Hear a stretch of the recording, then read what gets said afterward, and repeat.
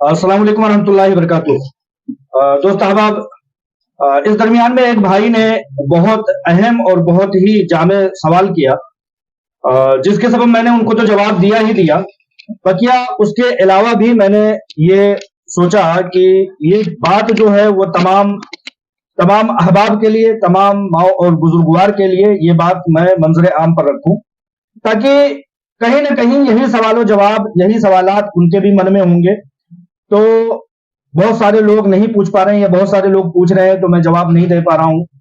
कुछ भी मुमकिन है। तो वो सवाल जो भाई का था वो ये था कि अब चूंकि हीरा ग्रुप ऑफ कंपनीज की प्रॉपर्टीज को एजेंसियों ने ऑक्शन के मरहले में डाल दिया है, सुप्रीम कोर्ट ऑफ इंडिया ने जो है वो इसको जो है ऑक्शन के मरहले में डाल दिया है। तो क्या अब हीरा ग्रुप ऑफ कंपनीज के उन सरमायाकारों को, जो सरमायाकार हीरा ग्रुप ऑफ कंपनीज के प्लेटफॉर्म पर हैं, सब्र किए हुए हैं और वो किसी एजेंसी में नहीं गए, कंप्लेन नहीं किया हुआ है, तो क्या उन लोगों को भी कंप्लेन का रास्ता अपनाना पड़ेगा? ये सवाल उस भाई ने किया। तो मैंने उसके जवाब में जो उन भाई को जवाब दिया, उसी के लुबे-लुबाब में मैं चाहता हूं कि आप लोगों के सामने भी बातें रखूं। दरअसल देखिए, तमाम अहबाब को मैं ये चीज याद दिलाना चाहता हूं कि जब से हीरा ग्रुप ऑफ कंपनीज के मामले की शुरुआत हुई, यानी कि 2018 या 2012 से ले लीजिए, तो जब वहां पर यह धमकियां दी जा रही थी कि तुम्हें बर्बाद कर दिया जाएगा, तुम्हें निस्तनाबूद कर दिया जाएगा, जब 2018 में इन मामलात की शुरुआत हुई, तो जो ब्लैकमेलर्स हजरात हैं उन लोगों ने कहा कि तमाम प्रॉपर्टियां फरोख्त कर दी जाएंगी, तमाम एजेंसियों को तमाम मामलात दे दिए जाएंगे, और कहीं ना कहीं वही चीज आकर के आगे हमारे मुल्क की जो है वजीर खजाना मोहतरमा निर्मला सीतारमन जी ने भी उस वक्त जब प्रॉपर्टीज को अटैच किया गया था तो उन्होंने यह बयान दिया कि हीरा ग्रुप ऑफ कंपनीज की 200 करोड़ रुपए की प्रॉपर्टी को हमने ऑक्शन मरहले में डाल दिया, जबकि वो ऑक्शन अभी हुआ नहीं था, ना ही ऐलान हुआ था, ना ही सुप्रीम कोर्ट ऑफ इंडिया में इस बात का जजमेंट आया था, बल्कि निर्मला सीतारमन जी ने पहले ही यह चीज बता दिया। तो इसका मतलब है कि जो भी मामलात हैं वो स्क्रिप्टेड हैं, कहीं ना कहीं मामलात तय हैं। 2012 के मामले को देख लीजिए, दरमियान की तमाम धमकियों को देख लीजिए, और जो जमीन माफियाओं की तरफ से लगाए गए जो हरकारे हैं, जो एफआईआर पर एफआईआर करा रहे हैं, एफआईआर कराने के लिए तगोदो कर रहे हैं, भाग रहे हैं, दौड़ रहे हैं, बहुत ज्यादा जफाखर्शी कर रहे हैं, उन लोगों की कोशिशों को देख लीजिए कि वो एफआईआर क्यों कर रहे हैं, और प्रॉपर्टीज को जो है फरोख्त करने की, नीलाम करने की जो एक बड़ी कोशिश थी, उसी पर काम चल रहा है। तो कहीं ना कहीं ये चीज समझ में आ रहा है कि एजेंसियां जो है वो एक टारगेट पर काम कर रही हैं। मैं ये नहीं कह रहा हूं कि किसी जमीन माफिया ने वो टारगेट दिया है, मैं ये नहीं कह रहा हूं कि किसी दूसरे शख्स ने, हुकूमती एहलकार ने, बल्कि मैं ये कह रहा हूं कि सुप्रीम कोर्ट ऑफ इंडिया ने एजेंसियों को यह टारगेट दिया है कि हीरा ग्रुप ऑफ कंपनीज की फला फला फला चंद चुनिंदा प्रॉपर्टीज को जो है नीलाम किया जाए और उस पैसे को जमा किया जाए। तो ये जो प्रॉपर्टीज की नीलामी है, निर्मला सीतारमन जी का बोलना है, और तमाम पैसों के कलेक्शन है, ये इसी अहदो पैमान और इसी मामले को मुकम्मल करने की कोशिश हो रही है। तो कुल मिलाकर के कहने का मतलब मेरे ये है, बातें एक एक करके आएंगी, आप लोग ध्यान देते जाइएगा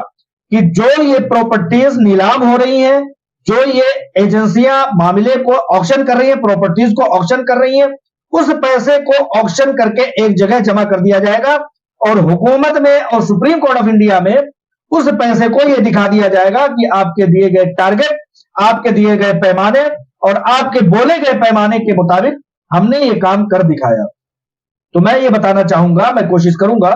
कि आप लोगों को बताता चलूं कि कंप्लेन, उन साहब ने कहा, उन भाई ने कहा कि क्या हमें भी कंप्लेन करना होगा, तो उसी चीज को मैं बताने की कोशिश कर रहा हूं, समझने की, आप लोग समझिए इंशाअल्लाह ताला। ये जो प्रॉपर्टीज हैं उनको फरोख्त करके कहीं ना कहीं एक जगह पर जमा कर दिया जाएगा, जैसा कि मैं बारहा सहारा का मामला लेता हूं, जैसे कि उसके पैसे एक जगह जमा कर दिए गए, अब उससे हुकूमत और देश फायदा उठा रहा है, एक जगह वो जमा कर दिया गया है, वो मुल्क के रेवेन्यू में शामिल हो गया। जिस तरह के हमारे पैसे बैंक में जब जमा हो जाते हैं तो बैंक उनसे तिजारत करता है, फायदा उठाता है, तमाम तरह के मामलात करता है, उसी तरह से इन पैसों को एक जगह रख दिया जाएगा। अब वो लोग जिन्होंने कंप्लेन किया है उनको नोटिस दिया जाएगा, किसकी तरफ से दिया जाएगा? अदालत की तरफ से दिया जाएगा या एजेंसियों की तरफ से दिया जाएगा, ये आने वाला वक्त तय करेगा। उन कंप्लेनरों को ये नोटिस दिया जाएगा कि आइए अपने मामले को, अपने मुआहदे को, अपने पैमाने को साबित कीजिए, यानी कि ट्रायल की शुरुआत होगी। वहां पर ना कोई एजेंसी होगी मेरे ख्याल से, ना ही कोई दूसरा शख्स होगा। वहां पर होगा तो वो कंप्लेनर होगा और हीरा ग्रुप ऑफ कंपनीज होगी और फैसला करने वाली अदालत होगी। वहां कंप्लेनर अपनी बात को रखेगा और ये बताएगा कि हमने ये चीज मुआहदा किया था या नहीं किया था, हमने ये रकम लगाया था, हमने ये पैसे कमाया था, हमने इतने पैसे हमने निकालने हैं, क्योंकि आपने अदम एतमाद, आपने भरोसे का टूट जाना साबित किया है अपने एफआईआर में, अपने क्लेम में, अपने शिकायत में। तो इसका मतलब यह होता है कानून के मुताबिक, जब आपने उस कंपनी पर अदम एतमाद और भरोसा ना होने का इल्जाम लगा दिया, तो अब सिर्फ और सिर्फ आपके मामलात बचते हैं कंपनी के साथ। वही पैसे जो आपके कमाए हुए हैं वो छोड़ दिए जाएंगे, जो आपके बच जाते हैं उसी पर बात होगी। तो अब उन भाई के कहने के सवाल के मुताबिक मैं यही कहूंगा कि क्या मेरे पास, मैं मिसाल के तौर पर कंप्लेनर हूं या कंप्लेन कर देता हूं, या वो लोग जो ये सोचते हैं कि सारी प्रॉपर्टीज चली गई, अब क्या होगा, कंप्लेन किए बगैर मिलेगा कि नहीं मिलेगा, तो उन लोगों को मैं ये बताना चाहूंगा कि ये साबित करना, ये ट्रायल में जाकर के उस नोटिस के मुताबिक जो अदालत से या एजेंसी से आई है, उस नोटिस के मुताबिक क्या मैं जाकर के ये साबित कर पाऊंगा? क्या मैं 2, 4, 6, 8, 10, 15, 20, 25, 50 चक्कर लगा सकूंगा वहां पर, जहां पर मुकदमा चल रहा है, मिसाल के तौर पर हैदराबाद में, या वहां के हाई कोर्ट में पहुंच सकूंगा? क्या मेरे पास और भी पैसे इतने इन्वेस्ट करने के लिए हैं? 10 रुपए को निकालने के लिए 20 रुपए लगाने की क्या शक्कत है? आने जाने के खर्च, वकील और तमाम तरह के खर्च, कंप्लेन करने की सूरत में यह शक्ल आती है। लेकिन दूसरी शक्ल में हीरा ग्रुप ऑफ कंपनीज सब्र करने वालों के लिए, सब्र कुनिंदगार के लिए, नॉन कंप्लेनर के लिए लड़ रही है। सब्र करने वालों के लिए और नॉन कंप्लेनर के लिए कोई वकील रखने की जरूरत, किसी भी तरह की, किसी भी अदालत में जाने की जरूरत नहीं है, जबकि क्लेमेंट को अपने मामले को साबित करने के लिए कम से कम जाना पड़ेगा हाई कोर्ट और लोअर कोर्ट। जैसा कि मामला हैदराबाद का है तो हैदराबाद में जाना होगा, हैदराबाद के जो है वो तो पहुंच जाएंगे। लेकिन देखना यह है कि अगर वकील रखना पड़ा तो वो कितने का वकील होगा, कितने मामलात में, कितने बार में सुनवाई होगी, मैं साबित कर सकूंगा, यानी कि कंप्लेनर साबित कर सकेगा या नहीं कर सकेगा।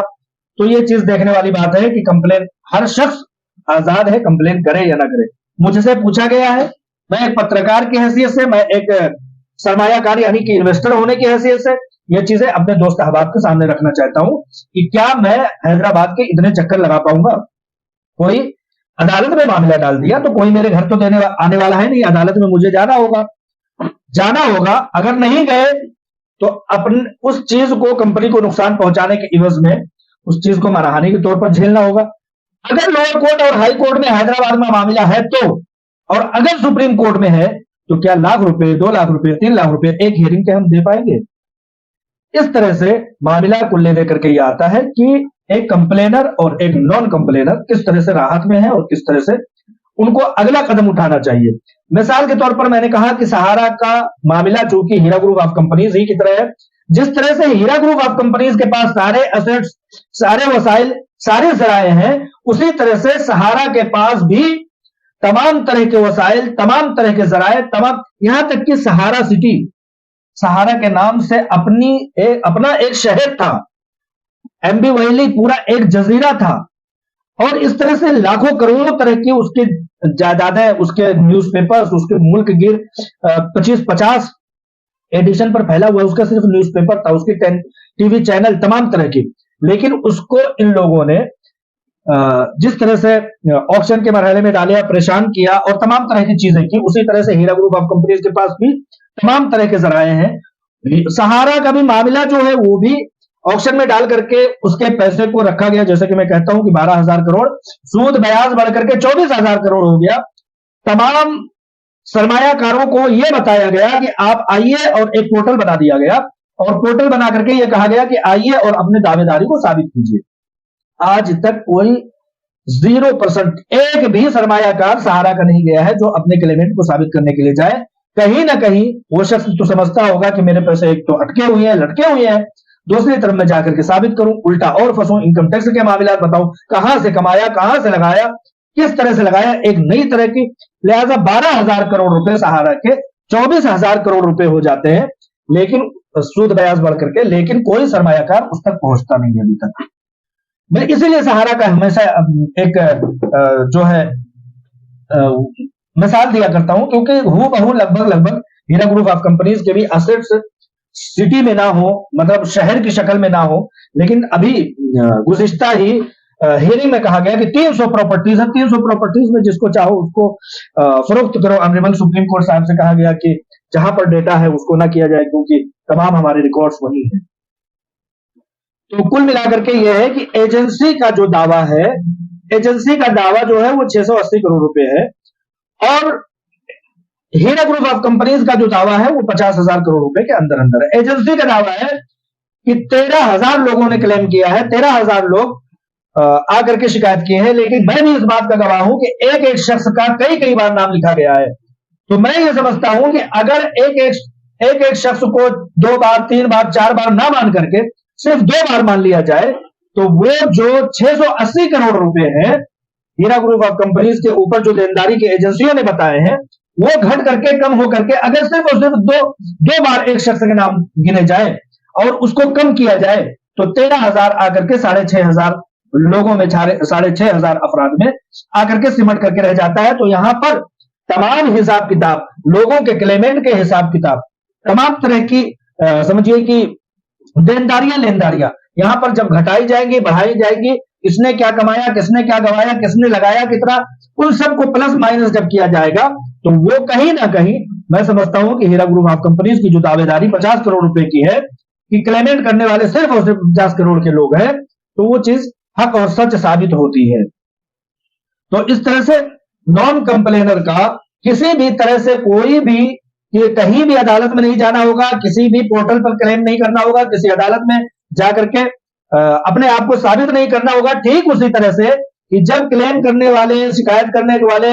एजेंसियों में जाने वाले, दर दर की ठोकरें खाने वाले, थाने थप्पड़ों में घूमने वाले तमाम तरह के लोग जब लाइन में लगे हुए थे,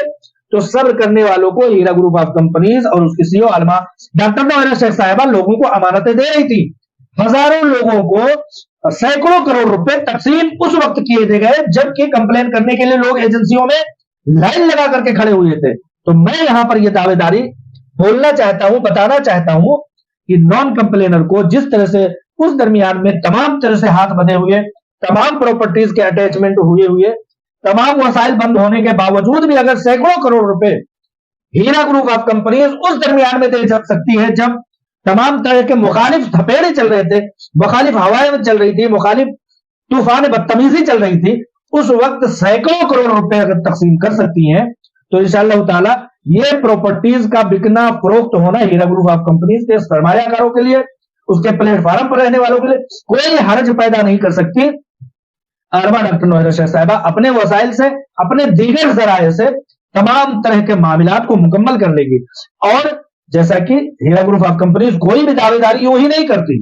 कोई दावेदारी यूं ही करेगी तो उसके मामलात, हीरा ग्रुप ऑफ कंपनीज के मामलात एजेंसियों में चल रहे हैं, कोर्टों में चल रहे हैं, वो मुद्दा बन जाएगा। तो लिहाजा मेरे कहने का मतलब यह है कि हीरा ग्रुप ऑफ कंपनीज का मामला जो 50 करोड़ रुपए का है, वो सिर्फ और सिर्फ 50 करोड़ रुपए ही माना जाए, उससे ज्यादा ना माना जाए, क्योंकि एजेंसियां हुकूमतों के लिए काम कर रही हैं, एजेंसियां दीगर तमाम कानूनों, कवायद और शरायत के लिए काम कर रही हैं, अपने कायम करने के अहदो पैमान पर काम कर रही है, लेकिन हीरा ग्रुप ऑफ कंपनीज काम कर रही है अपने सरमायाकारों को राहत पहुंचाने के लिए। इस दरमियान में लोग उकसाएंगे, लोग लोगों को भड़काएंगे, लोगों को वर्गलाएंगे और कहेंगे कि चलिए एफआईआर कीजिए, वरना सारी प्रॉपर्टीज, जैसे भाई ने पूछा, सारी प्रॉपर्टीज जो है ऑक्शन हो रही, तुम्हें कब मिलेगा, कहां मिलेगा। तो हीरा ग्रुप ऑफ कंपनीज का यह दावा है कि सिर्फ और सिर्फ 50 करोड़ रुपए का मामला है। तो ये जो प्रॉपर्टीज नीलाम हो रही है सैकड़ों करोड़ रुपए की, उसको वापस आकर के हीरा ग्रुप ऑफ कंपनीज को ही मिलना है। और हीरा ग्रुप ऑफ कंपनीज को मिलने के बाद ना कोई ट्रायल, ना किसी तरह के मुकदमात, ना किसी तरह की अदालत, ना किसी तरह की कोर्ट कचहरी, सीधे एक क्लिक पर आपको जाना है, ना कम ना ज्यादा। ज्यादा तो हीरा ग्रुप ऑफ कंपनीज की अपनी बिसात के ऊपर है, उसकी अपनी समझिए अच्छी सोच पर है कि ज्यादा वो कितना करके आपके नुकसानात की भरपाई करती है, लेकिन जो सरमायाकार क्लेमेंट किए हुए हैं उनके अदम एतमाद की वजह से वो अमाउंट कम होना लाजिम है, क्योंकि कानून यही कहता है। इस दरमियान में जो लोग कंप्लेन करने के लिए ज्यादा से ज्यादा कोशिश कर रहे हैं, सफर कर रहे हैं, वहां लखनऊ के जो है अलग अलग शहरों में जा रहे हैं, दिल्ली में मारे मारे फिर रहे हैं, तो उन लोगों की अपनी एक तीसरी कहानी है। हीरा ग्रुप ऑफ कंपनी सूद से पाक तिजारत होने के नाते से उन बैंकों पर जो बैंक सूद के बड़े कारोबार करते हैं उन पर बड़ा चोट था, बड़ी मार थी और बड़ा नुकसान था हीरा ग्रुप ऑफ कंपनीज की वजह से। तो ये लोग जो कंप्लेन करवा रहे हैं, जो एफआईआर करवा रहे हैं, उससे कुछ होने वाला नहीं है। आप ये समझ रहे हो कि हम सबक सिखा देंगे, सबक सिखाने के चक्कर में आपको वकील रखना पड़ेगा, आपको अपनी चीजों को, गिरफ्तारी तो नहीं होने वाली है। इसी तरह की सुप्रीम कोर्ट ऑफ इंडिया ने कहा ना कि अगर ये मामलात हो जाते हैं तो गिरफ्तारी करने की जरूरत ही नहीं, किसी अकाउंट बंद करने की जरूरत नहीं। खैर उस चीज को अलमा डॉक्टर नोएरा शेख साहिबा ने सुप्रीम कोर्ट ऑफ इंडिया के हुक्म के सामने अपना जो है खुद सुपुर्दगी करते हुए कहा कि हम, सुप्रीम कोर्ट ऑफ इंडिया ने वाज़ेह कह दिया तो हम उस पर लब्बैक कहते हैं। लिहाजा हीरा ग्रुप ऑफ कंपनीज को आपके कंप्लेन से, आपके एफआईआर से कुछ होने वाला नहीं। आप जो है सीधे सीधे कंप्लेनर की लिस्ट में शामिल हो जाओगे। आपको एक लिस्ट के मुताबिक, एक नोटिस के मुताबिक वहां पर पहुंचा दिया जाएगा और आपको उन्हीं ट्रायल के दौर से गुजरना होगा। अब वो ट्रायल 1 साल चले, 5 साल चले, 10 साल चले, 20 साल चले, आप जिंदा रहो, आपके बच्चे जिंदा, आपके बच्चे उसको लड़े। तो ये सारी चीजें मेरी अपनी राय है। मैं जो समझाना चाह रहा हूं वो ये समझा रहा हूं कि जो लोग कंप्लेन करा रहे हैं, कंप्लेन से हीरा ग्रुप ऑफ कंपनीज को अब कोई भी दिक्कत होने वाली नहीं है। आप एक कंप्लेन, एक एफआईआर से क्लेमेंट हो जाओगे, बस इससे ज्यादा कुछ नहीं होगा। लेकिन जब ट्रायल का मरहला शुरू होगा तो ये कंप्लेन कराने वाले, ये एजेंसियां, ये बोलने वाली हुकूमतें, ये अदालतें, ये तमाम तरह की ताकतें जो है पसे पुस्त चली जाएंगी। जिस तरह की मसूद का लहुंडा जो था वो अमेरिका में 3 साल जाकर के बैठा हुआ वो चला जाएगा लंदन, अफ्रीका। आप लोगों को ट्रायल के मरहले से गुजरना पड़ेगा, अपने दावेदारी को साबित करना ही करना पड़ेगा। और आपने कंप्लेन किया है और दावेदारी साबित करने नहीं पहुंचते हो तो उसके पादाश में हित के इज्जत, कंपनी को मानहानि, कंपनी के खिलाफ नुकसान पहुंचाने का क्लेम बर्दाश्त करना पड़ेगा। इन सारी चीजों को, क्लेम को, हित के इज्जत को, कंपनी को नुकसान पहुंचाने को, तमाम तरह के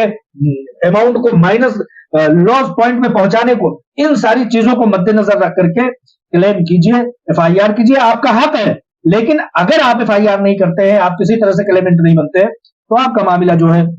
वो Heera group of company CEO अलमा डॉक्टर नोएरा शेख साहिबा लड़ रही है, वो लड़ती रहेंगी, आखिरी सांस तक उनका लड़ने का ऐतो पैमान है, क्योंकि वो गलत नहीं है। गलत यूं नहीं है कि एक बैरिस्टर उसी शहर का, अपने ही शहर में जिस कंपनी से हार जाता हो, बहुत बड़ा जो है वो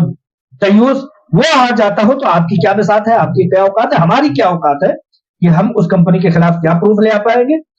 रह गई बात एजेंसियों की, तो एजेंसियों की अपनी चुल है। हमारे यहां कहते हैं कि चुल मची हुई है, यानी दिलचस्पी लगी हुई है कि वो जो है अपने काम को करें। जो कंप्लेन करा रहे उनकी अपनी चुल मची हुई, अपनी दिलचस्पी है, वो अपने फायदे के मुताबिक जो है वो एफआईआर करवा रहे हैं। तो कुल मिलाकर के कहने का यह है कि अगर आप मुतमईन रह करके अपने घरों में बैठना चाहते हैं, 10 साल, 15 साल, 20 साल तक ट्रायल के मरहले को फेस नहीं करना चाहते हैं, ये चाहते हैं कि जिस तरह से हीरा ग्रुप ऑफ कंपनीज थोड़ी सी राहत पर हजारों लोगों को सैकड़ों करोड़ रुपए जो तकसीम करती है, उसी तरह का एक ऐसा वक्त आए, तो बस दुआओं में याद रखिए, हम सबको दुआओं में रखिए, याद रखिए। इसके अलावा हमारे पास कोई चारा नहीं है। हम जितना ज्यादा, अभी आपकी गर्दन मुख्तलिफ तरीके से फंसी हुई है, कहीं अदालतों के तरीके से, कहीं एजेंसियों के तरीके से, कहीं एफआईआर के तरीके से, कहीं कंप्लेन करने वालों के तरीके से, कहीं कंपनी के अलग अलग फैसलों की वजह से आपकी गर्दन फंसी हुई है। अब जितना ज्यादा आप जो है ना फड़फड़ाएंगे, जितना ज्यादा अपने आप को जो है मुतहर्रिक करेंगे, कहीं ऐसा ना हो कि उसी मछली की तरह से फंसते जाए जो जाल में फंस जाती है। अब वो जितना ज्यादा फड़फड़ाती है, उसके एक एक रेशे उस जाल में फंसते जाते हैं। इसलिए उस मछली की तरह ना हो जाइए कि गर्दन तो फंसी ही थी, जितना ही फड़फड़ा रहे हैं, हाथ पैर गला सब फंसता चला जा रहा है। तो लिहाजा इन सब बातों को बोलने का, उन भाई की बातों का सवाल मुझे बहुत पसंद आया। उस बात को मैं चाह रहा था कि सहारा के मामले को मद्देनजर रखते हुए, कंप्लेनर के मामले को मद्देनजर रखते हुए, हीरा ग्रुप ऑफ कंपनीज के मामले को मद्देनजर रखते हुए हुकूमत यानी कि निर्मला सीतारमन जी के मामले को मद्देनजर रखते हुए, अदालत और कोर्ट कचहरियों के मामले को मद्देनजर रखते हुए आपके सामने बात को रखूं। अगर थोड़ा सा भी इस्तेफादा होता है, किसी भी की भी गर्दन फंसी हुई है और वो नहीं चाहता है कि हम इतनी भी हरकत ना कर सके कि हमारे हाथ पैर भी हिलना बंद हो जाए, उन लोगों के लिए ये बात रखना मैंने मुनासिब समझा। जिसको इस्तेफादा हो सकता है हो, क्या जिसकी गर्दन फंसी हुई है तमाम तरह के साजिशों में, तमाम तरह के वावेलों में, तमाम तरह के सूदी कारोबार के चलाने के चक्कर में, जिनकी गर्दनें फंस गई हैं, वो और फड़फड़ाएंगे और परेशान होंगे, तो मुमकिन है कि मजीद और फड़फड़ा बैठे। ये फड़फड़ाना, ये फंस जाना, ये वही क्लेम है, वही कहीं ना कहीं की अदालतों में, ट्रायल में जाकर के अपने आप को साबित करना, वकील रखना, महंगे तरीन सफर करना, अपने कारोबार को छोड़ना, अपने कीमती वक्त को छोड़ना, अपने घर बार को अपने किसी के रहमो करम पर छोड़ करके जाना, ये सारी चीजों से जो लोग छुटकारा चाहते हैं, उन लोगों के लिए मैंने ये बात रखी। यही चीजें होती हैं। आज जर्नलिस्ट होने की हैसियत से मुझे ये सारी चीजें, दिल्ली में बैठे होने के नाते से ये सारी चीजें सुप्रीम कोर्ट में देखता हूँ, हाई कोर्ट में देखता हूँ, अखबारों में पढ़ता हूँ, इसलिए ये सारी चीजें बता पा रहा हूँ। वरना अगर मैं भी किसी दूसरे मैदान का खिलाड़ी होता तो अपने कामों में मसरूफ हो रहा होता आप लोगों की तरह। लेकिन शुक्र मनाइए कि अल्हम्दुलिल्लाह अल्लाह ताला ने इस मैदान में पहुंचाया है, जिसके जरिए से आपको अपने मुताले के जरिए से आपको कुछ बता पा रहा हूं। तो अल्हम्दुलिल्लाह रब्बिल आलमीन, अल्लाह का लाख लाख शुक्र है। दुआ की दरख्वास्त। अस्सलाम वालेकुम व रहमतुल्लाहि व बरकातहू।